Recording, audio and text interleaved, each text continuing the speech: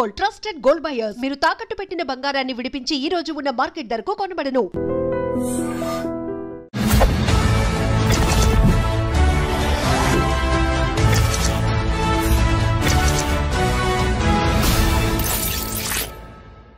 అందరికీ నమస్కారం. నేను Swaroopa Potlapalli. Welcome to I dream. Donald Trump America అధ్యక్షుడిగా రెండోసారి బాధ్యతలు చేపట్టిన తర్వాత తీసుకుంటున్న నిర్ణయాలు విదేశీయుల్లో గుబులు రేపుతున్నాయి. ప్రస్తుతం నాతో పాటు American studies expert Kannaganti Ramesh గారు ఉన్నారు. ఆయనతో మాట్లాడి వీసాలకు సంబంధించిన అనేక అప్డేట్స్ తెలుసుకుందాం. నమస్తే రమేష్ గారు. నమస్తే అండి. అనుకున్నట్టే అవుతోందండి. ఇంకా ట్రంప్ వచ్చాడంటే ఖచ్చితంగా వీసాల మీద అనేక రకాలైన డెసిషన్స్ తీసుకుంటారు అని అందరూ అనుకుంటూనే ఉన్నారు. ముఖ్యంగా H1B వీసాల మీద లాటరీ సిస్టమ్ ను బ్యాన్ చేయబోతున్నారు, ముఖ్యంగా రద్దు చేయబోతున్నారు అనే వార్తలు వస్తున్నాయి. మీ దగ్గర దీనికి సంబంధించి ఏమి ఇన్ఫర్మేషన్ ఉంది? H1B లాటరీ సిస్టమ్ ని రద్దు చేయటం అనేది ఇప్పుడు జరగదు. Please be relaxed. కానీ there are two schools of thought. ఒక స్కూల్ ఆఫ్ థాట్ ఏమని చెప్తుందంటే, మెరిట్, అమెరికా అంటేనే merit based economy, meritorious talented highly skilled పీపుల్కి ఇవ్వాల్సిన H1B వర్క్ పర్మిట్ని మీరు అదేదో ఒక జోదం లాగా లాటరీ వేసి ఆ లాటరీలో ఎవరిది చిట్టు వస్తే వాళ్ళని తీసుకొని వాళ్ళకి పంపించడం ఏంటి? ఎగ్జాంపుల్ అండి, హార్వర్డ్ యూనివర్సిటీలో చదువుకున్నాను నేను. ఎగ్జాంపుల్, నిజంగా నేను స్టాన్ఫోర్డ్ యూనివర్సిటీలో చదువుకున్నాను. నేను ఆర్టిఫిషియల్ ఇంటెలిజెన్స్ ప్రోగ్రామ్ మీద మొన్న 2024లో స్టాన్ఫోర్డ్ యూనివర్సిటీలో చదువుకొని వచ్చా.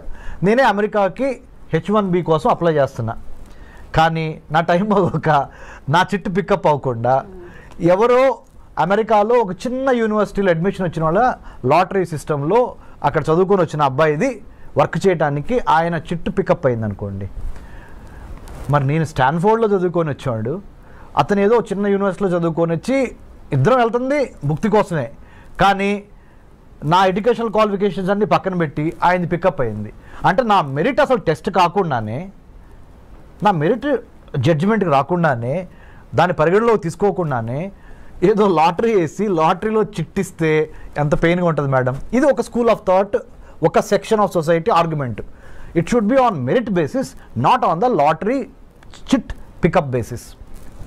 సెకండ్ రంగ్ ఆఫ్ పీపుల్ ఏం చెబుతున్నారంటే, వర్ణాలు, వర్గాలు, తరతమ భేదాలు, ఉన్నోళ్ళు లేనోళ్ళు ఇవన్నీ మాకు సంబంధం లేదు. చిట్ ఎవరికి వస్తే వాళ్ళకి కూడా వదిలిపోయాయి, ఈజీ అవుద్ది. మేము అప్పుడు ఫెయిర్గా ఉన్నట్టు ఉంటుంది, జడ్జిమెంట్గా ఉన్నట్టు ఉంటుంది. అంటే we're not being judgmental, we're very fair and transparent. Whoever chits like chit gets picked up or lottery gets picked up, he or she will get the H1B permit. So ఇదే fair model అని కొంతమంది. So ఇటువేమో merit అని, ఇటువైపు ఏమో lottery based అని. చివరికి ఇప్పుడు 2025 హైదరాబాద్లో ఐ డ్రీమ్ స్టూడియోలో స్వరూప పొట్లపల్లి గారితో నేను కూర్చొని రమేష్ కన్నగంటి మాట్లాడుతున్న ఈ తరుణంలో ఇప్పుడు ఉన్న రూల్ ఏంటి అంటే, చిట్టు ద్వారానే, లాటరీ ద్వారానే పికప్ అయ్యేదే H1Bకి వెళ్తుంది. కానీ ఇంకా అది రద్దు కాలేదు ఆ system. This is the fact. కానీ మనలాంటి వాళ్ళం మాట్లాడుకున్నప్పుడు ఖచ్చితంగా ఒక టాలెంట్ అనేది లక్ డిసైడ్ చేయకూడదు. అవును కదా. మరి ఇప్పుడు ఈ లాటరీ సిస్టమ్ తీసేస్తే మంచిదంటారా, తీయకపోతే మంచిదంటారా? ప్లస్లు ఏంటి, మైనస్లు ఏంటి? చాలా మంచి ప్రశ్న, చాలా తెలివైన ప్రశ్న అడిగారు మీరు. అంటే పబ్లిక్ పల్స్ కూడా ఇలాంటి ప్రశ్న కోసం ఎదురు చూస్తూ ఉండుంటుంది. ఒక మెరిటోరియస్ స్టూడెంట్గా కింద నుంచి చదువుకొని, అంటే స్కాలర్షిప్స్ మీద, మెరిట్ మీద చదువుకొని పైకి వచ్చిన వాడిగా, ఆబ్వియస్లీ నా personal opinion, I will vote for the merit based system. కానీ life is not fair, life is not bed of roses, life cannot be in black and white, there are areas of grey, right, there are colours of grey. కాబట్టి ప్రస్తుతానికి ఒక కొత్త model evolve అయ్యే వరకు we have to follow this model only. This model indicates lottery system of H1B, so that I'm not being partial, I'm not being judgmental, I'm not being selective, I'm not being biased అనేది crystal క్లియర్గా ఉంది. కానీ this is not fair.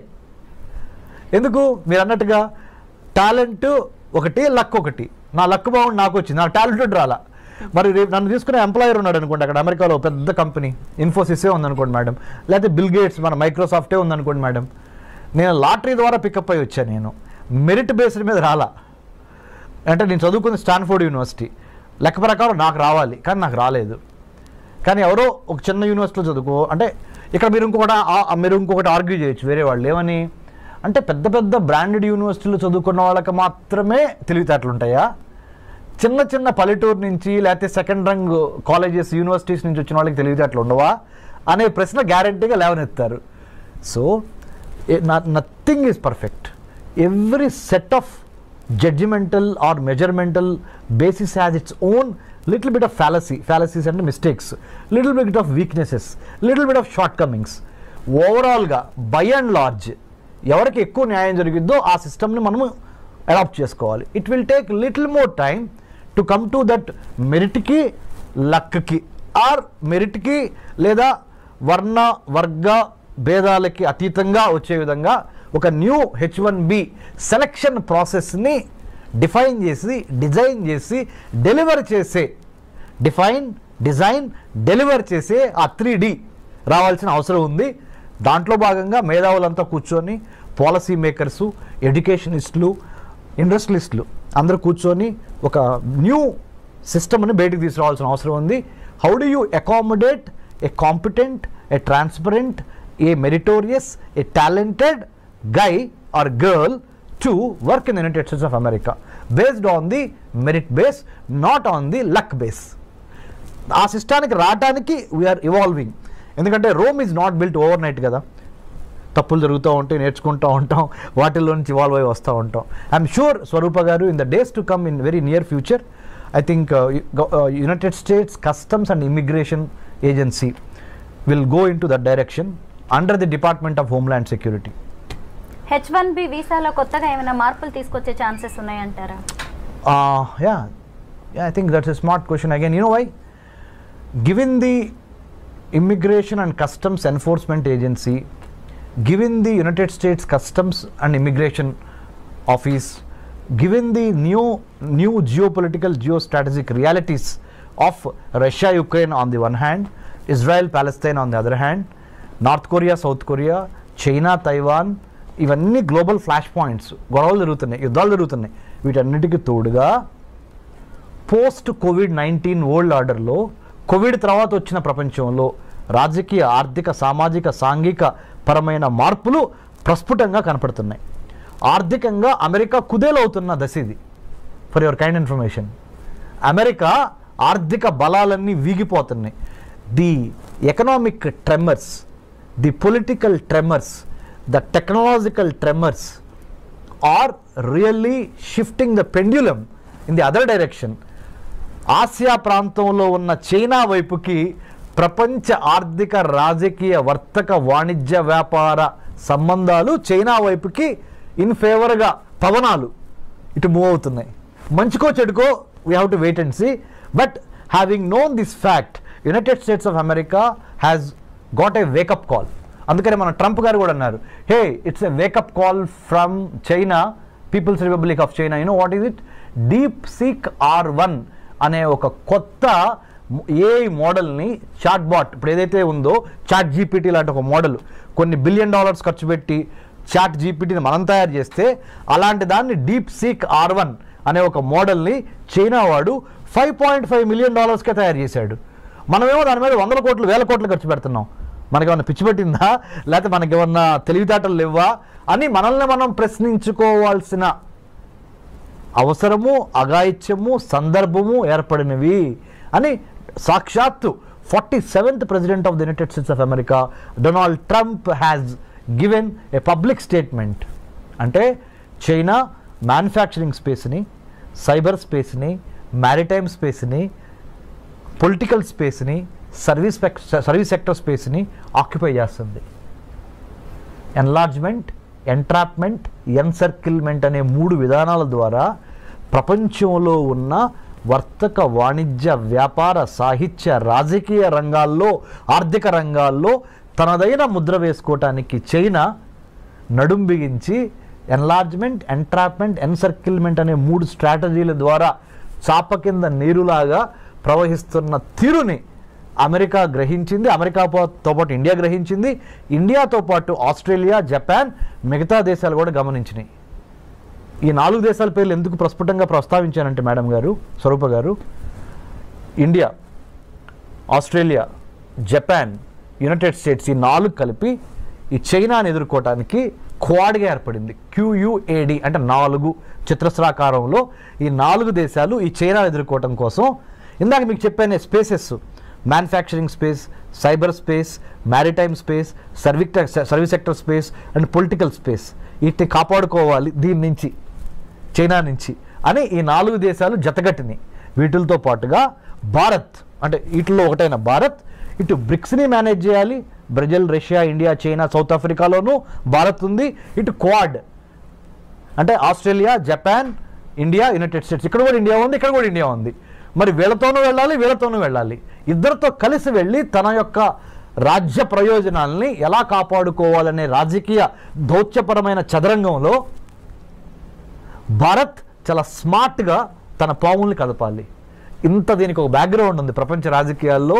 ఇప్పుడు జరుగుతున్న COVID-19 పరిణామం తర్వాత America ఆర్థిక వ్యవస్థ కుప్పగూలిపోయి, అందుకనే let's make America great again అనే నినాదంతో ప్రెసిడెంట్ ట్రంప్ ఎందుకు అధికారంలోకి వచ్చాడు అంటే, ఉన్న వాళ్ళకి అమెరికా పౌరులకి ముందల విద్య, వైద్యం, ఆరోగ్యం, పర్యావరణం, వాళ్ళకి భద్రత, ఉపాధి ఇవ్వగలిగితే తర్వాత మిగిలింది ఏదన్నా ఉంటే ప్రపంచ దేశాలకు పంచిపెడతాము అనే ఒక బేసిక్ నాలెడ్జ్ నుంచి, బేసిక్ ఐడియాలజికల్ ప్రిమైజ్ నుంచి ఆయన let's make America great again అన్నాడు. అందుకని ఇండియాకి నిన్నగాక మొన్న $21 మిలియన్ రద్దు చేశారు US ఎయిడ్ నుంచి. ఇది ఇండియాలో ప్రజాస్వామ్యాన్ని పెంపొందించడానికి, ఎలక్షన్స్ని పెంపొందించడానికి $21 మిలియన్ శాంక్షన్ అయి ఉంటే దాన్ని రద్దు చేసేశారు Elon Musk, department of government efficiency, కొత్త డిపార్ట్మెంట్ వాళ్ళు. ఎందుకంటే ముందర మన దేశం గురించి మనం ఆలోచిద్దాం. అది అమెరికా, అది భారత్ కానీ, నేపాల్ కానీ, బంగ్లాదేశ్ కానీ, ఏ దేశమైనా మనకెందుకయ్యా, America first, let's make America great again అనే నిదానంతో ట్రంప్ ఉన్నాడు. కాబట్టి దీనికి ఎంత బ్యాక్గ్రౌండ్ ఉంది. ఐ డ్రీమ్ ద్వారా, మీ ద్వారా, you are such a senior journalist with so much of hard work that you have put in the capital of India and elsewhere in the country. So my humble appeal to I dream viewers is, అర్థం చేసుకోండి, America యొక్క ఆర్థిక వ్యవస్థ పరిస్థితి బాగోలేదు. China చాలా తెలివిగా, చాలా స్పీడ్గా, చాలా సర్ప్రైజ్ ఎలిమెంట్స్తో అమెరికాని కొట్టటానికి ఆర్థికంగా, రాజకీయంగా, సాంకేతిక పరంగా ప్రతి అంశంలోనూ, ప్రతి డిపార్ట్మెంట్లోనూ అమెరికాని శాసించే విధంగా చైనా ఎదుగుతున్నది. కాబట్టి భారత్ ఏం చేయాలి అంటే, ప్రపంచ రాజకీయాల్ని ఒక తెలుగువాడిగా మనం గమనించి చాలా స్మార్ట్గా మన ఆర్థిక, రాజకీయ, వర్తక, వ్యాపార, వాణిజ్య ప్రయోజనాల్ని కాపాడుకుంటా ఇటు అమెరికాతోనూ ఉండాలి, ఇటు చైనాతోనూ ఉండాలి, ఇటు రష్యాతోనూ ఉండాలి, ఇటు యూరోపియన్ యూనియన్తోనూ ఉండాలి అనే ఒక smart, the combination of muscle power and then mind power, ఈ రెండు కలిపి స్మార్ట్ పవర్గా ఎదిగి మనల్ని మనం కాపాడుకోవటం చాలా ఇంపార్టెంట్. ఇలాంటి పరిస్థితుల్లో మరి ముఖ్యంగా కొత్త అధ్యక్షుడు వచ్చినప్పుడు కొత్త ఆశయాలతో వస్తూ ఉంటాడు. వాటిని అర్థం చేసుకొని దానికి అనుగుణంగా ప్రీ డిపార్చర్ ఓరియంటేషన్ అంటారు, PDO అంటే ఇక్కడి నుంచి వేరే దేశం వెళ్ళేటప్పుడు ఆ దేశం యొక్క చట్టం ఏంటి, న్యాయం ఏంటి, సంస్కృతి ఏంటి, సాహిత్యం ఏంటి, చరిత్ర ఏంటి అనేది అవగాహన లేకుండా ఏదో వీసా వచ్చేసింది కదా అని చంకలు కొట్టుకొని బొమ్మని మీరు ఫ్లైట్ ఎక్కి అక్కడ దిగంగానే వాడు చెప్పేది మీకు అర్థం కాదు, మీరు చెప్పేది అర్థం కాదు, మీరు అక్కడికి వెళ్ళిన తర్వాత భారతదేశంలో ఎలా ఉన్నామో అలా ఉందాం అనుకుంటే కుదరదు, తిరిగి మళ్ళీ డిపోర్టేషన్ అంటాడు, ఇంకోటి అంటాడు, H1B వర్క్ వీసాల గురించి మాట్లాడతాడు, F1 స్టూడెంట్ వీసాల గురించి మాట్లాడతాడు, ఆప్షనల్ ప్రాక్టికల్ ట్రైనింగ్ 20 గంటల మించి చేయకూడదు అంటాడు. అర్థం కాక ఏం చేయాలి అర్థం కాక ఇవన్నీ కాకుండా ప్రీ డిపార్చర్ ఓరియంటేషన్, PDO అంటే వేరే దేశంలోకి మన దేశం నుంచి వేరే దేశంలో కాలు పెట్టబోయే ముందల అక్కడ చేయవలసిన అంశాలు ఏంటి, చేయకూడని అంశాలు ఏంటి, అక్కడ రాజకీయం ఏంటి, చరిత్ర ఏంటి, సాహిత్యం ఏంటి, వర్తకం, వ్యాపారం, వాణిజ్యం అక్కడ ఎలా జరుగుతుంది అనే దాని మీద మినిమం కామన్ సెన్స్తో, మినిమం హోంవర్క్తో ప్లాన్, ప్రిపేర్, పర్స్పైర్, ఇన్స్పైర్ అనే విధంగా మనం అక్కడికి వెళ్తే మంచిది. 2025లో H1B వీసా రెన్యువల్ ప్రాసెస్ ఎలా ఉండబోతోంది? 2025లో ఏమైనా మారే ఛాన్సెస్ ఉన్నాయి? ఓకే, రెన్యువల్కి సంబంధించినంతవరకు గుడ్ న్యూస్. మంచి ప్రశ్న అగైన్. ఎందుకు చెప్పనా, ఇప్పుడు వరకు 2024 మ్యాక్సిమం 2023, 2024 ప్రథమాంకం వరకు ద ఫస్ట్ పార్ట్ ఆఫ్ 2024 వరకు ఏంటి, H1B వీసా రెన్యువల్ కావాలంటే మీరు ఉదాహరణ, నా పేరు డాక్టర్ రమేష్ కన్నిగంటి, నేనేమనుకోండి, నేను అమెరికాలో సిలికాన్ వ్యాలీలో సియాటల్, శాన్ ఫ్రాన్సిస్కో, బే ఏరియాలో నేను లెట్సే మైక్రోసాఫ్ట్లో పనిచేస్తున్నా. H1B మీద నేను అమెరికా వెళ్ళి ఒక 3 ఏళ్ళు జాబ్ చేశా. మళ్ళీ నేను రెన్యువల్ చేయించుకోవాలి. అక్కడి నుంచి ఇండియా వచ్చి ఇండియాలో కొన్నాళ్ళు గడిపి మళ్ళీ I have to renew my H1B. దానికి సొంత దేశానికి తిరిగి రావాల్సి వచ్చేది. అప్పుడు నేను అక్కడ ఆ ఎంప్లాయర్కి నేను ఎంప్లాయీ, ఆయన ఎంప్లాయర్, నాకు ఉద్యోగం ఇచ్చిన ఆయన, నేను ఉద్యోగం చేస్తున్నా అండి. మా ఇద్దరికి మధ్య కొంత కమ్యూనికేషన్ కావాలి, మళ్ళీ మీ ఇద్దరు అడ్జస్ట్ అవ్వాలి. నిన్నటి వరకు అక్కడ జాబ్ చేస్తా, ఒకేసారి మళ్ళీ ఇండియా వచ్చి ఇండియాలో మళ్ళీ ఫుడ్, క్లైమేట్ ఇవన్నీ అడ్జస్ట్ అయ్యి మళ్ళీ ఇక్కడి నుంచి మళ్ళీ అదే జాబ్కి వెళ్ళేటప్పటికి కొంత టైం పట్టేది. సో ఇదంతా ఎందుకు టైం వేస్ట్ బ్యాచ్ అని ప్రధానమంత్రి మోడీ గారు ఎప్పటి నుంచో అమెరికన్ ప్రెసిడెంట్ బైడెన్ని అడిగారు, ఇప్పుడు ట్రంప్ గారిని మొన్న కూడా అడిగారు, మీరు H1B రెన్యువల్ అమెరికాలోనే ఉండి మా భారతీయులకి రెన్యూ చేసుకునే అవకాశం ఇవ్వండి అనగానే వాళ్ళు ఒప్పుకున్నారు. ఇప్పుడు now they are going to give us the chance to renew our H1B by being in the United States of America. You don't need to come back to India. H1B visa మీద ఉన్న వారికి జన్మతః వచ్చే ఈ పౌరసత్వ రద్దు అనేది కూడా వాళ్ళ మీద ఎలాంటి ప్రభావం చూపించే అవకాశం ఉంది? అంటే H1Bని ఒక్క నిమిషం పక్కన పెడితే స్వరూప గారు, మొన్నటి వరకు 1789 జార్జ్ వాషింగ్టన్ ప్రథమ American president, 47th president of the united states of America Donald Trump ప్రమాణ స్వీకారం ముందల వరకు, అంటే జనవరి 2025 జనవరి 20 వరకు ఏంటంటే, ఆ దేశంలో కనుక ఒక ప్రెగ్నెంట్ లేడీ జన్మనిస్తే ఆటోమేటిక్గా అబ్బాయికి కానీ అమ్మాయికి కానీ ఆ అమెరికన్ పౌరసత్వం వచ్చేసేది. కానీ ట్రంప్ ఏం చేశాడు, అమెరికన్ పౌరసత్వం ఇవ్వటం ఈజీ, కానీ పౌరసత్వం ఇచ్చిన తర్వాత బెనిఫిట్స్ కూడా ఇవ్వాల్సి వస్తున్నాయి. ఆ బెనిఫిట్స్కి అయ్యే డబ్బులు ఖర్చు ఎంత అవుద్ది అంటే, when you are pregnant, you are coming and delivering a baby in my country, that is United states of America. The moment your baby is born on this land, he or she becomes a American citizen కదా. మరి American సిటిజన్ని మళ్ళీ protect చేసుకోవాల్సిన బాధ్యత ఎవరిది? నాదే కదా, అంటే being the American president. So దానికి అయ్యే ఖర్చు ఎంత, దానికి అయ్యే నా బరువు ఎంత, బాధ్యత ఎంత అని వాళ్ళు బేరీజ్ చేసుకొని, ఎందుకంటే ఆయన బిజినెస్ మ్యాన్ కదా, బేరీజ్ వేసుకొని నా వల్ల కాదు బాబు, ఇక నుంచి ఏం చేద్దామంటే అమెరికాలో వచ్చి అమెరికన్లో డెలివరీ అయిన ఏ బేబీకైనా 2-3 కండిషన్స్ పెడుతున్నా. తండ్రి కానీ తల్లి కానీ పౌరసత్వం అయినా అయి ఉండాలి, లేదా గ్రీన్ కార్డ్ అయినా అయి ఉండాలి, లేకపోతే మీకు మీ అబ్బాయికి కానీ అమ్మాయికి కానీ నేను ఇక్కడ పౌరసత్వం ఇవ్వలేను. మీరు ఏదో విజిటర్ వీసా మీద వచ్చి, స్టూడెంట్ వీసా మీద వచ్చి, J1 వీసా మీద వచ్చి, L1 మీద వచ్చి, M1 వీసా మీద వచ్చి ఇక్కడ మీరు మీ అబ్బాయి అమ్మాయి ఇక్కడ పుడితే మొన్నటి వరకు అయితే చెల్లింది పౌరసత్వం వచ్చేది, ఇప్పుడు నా వల్ల కాదు. Because America doesn't have that kind of money or that kind of wherewithal to protect your child, because I have to give you all the American సిటిజన్షిప్కి ఉన్న బెనిఫిట్స్ అన్నీ ఇవ్వాల్సి వస్తుంది. I'm not in a position for the time being.